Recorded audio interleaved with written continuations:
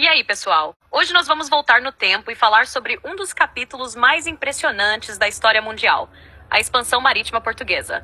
Foi nesse período que Portugal se lançou ao mar em busca de riquezas, rotas comerciais e novos territórios, e acabou construindo um império que se espalhou por 4 continentes. A gente vai ver como tudo começou lá em 1415, com a conquista de Ceuta, passando pelas navegações na costa da África, a chegada às Índias e ao Brasil, e como isso mudou o mundo para sempre.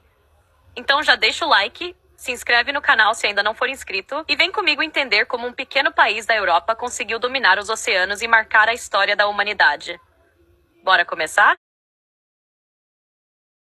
Início da expansão portuguesa, séculos XVI.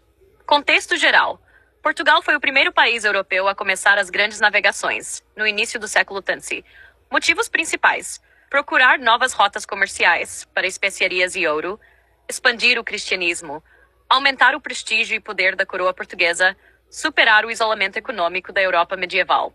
O responsável por iniciar tudo foi Dom Henrique, o navegador, filho do rei Dom João Sim, que incentivou expedições pela costa da África. Número 2. Ceuta, norte da África. Primeira conquista ultramarina portuguesa.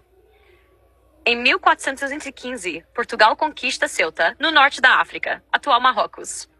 Era uma cidade rica, centro de comércio entre o Mediterrâneo e o Saara.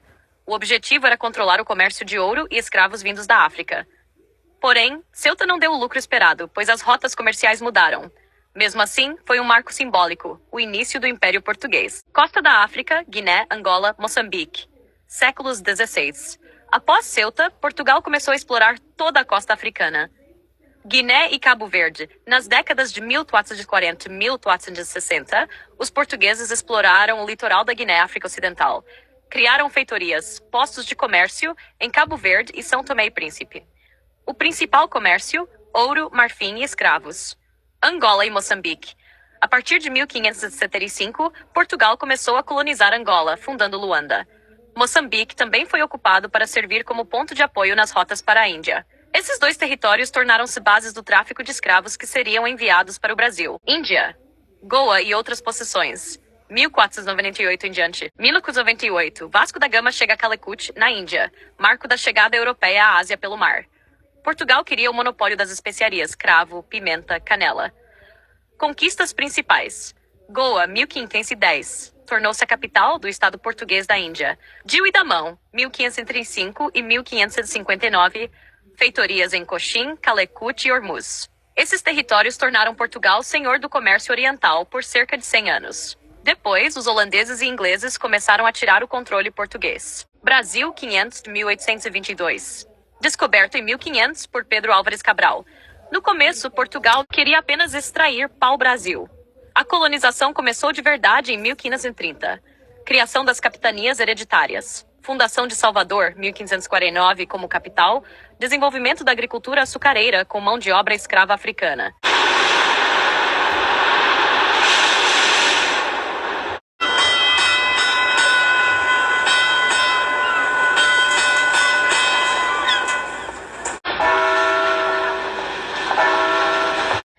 Séculos XVIII.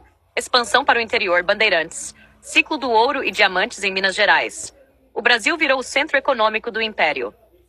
Independência. Em 1822, Dom Pedro Chotter proclama a independência do Brasil. Macau, 1557. Portugal recebeu permissão da China para fundar um porto comercial em Macau. Servia de ponto entre China, Japão e Índia.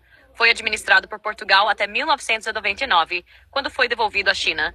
Macau foi a última colônia europeia na Ásia a ser devolvida. 1543, 1639, os portugueses foram os primeiros europeus a chegar ao Japão, 543. Introduziram armas de fogo e o cristianismo. Fundaram o porto de Nagasaki, mas foram expulsos em 1639 pelo shogunato japonês, que proibiu o cristianismo e o comércio exterior. Timor-Leste. Timor-Leste, século VI, 1905-2002. Colonizado a partir do século XVI pelos missionários e comerciantes portugueses. Portugal perdeu temporariamente o controle para os holandeses, mas recuperou parte da ilha. Timor-Leste ficou português até 1975, quando declarou independência. Foi ocupado pela Indonésia e só ficou livre em 2002, sendo o último país de língua portuguesa a se tornar independente.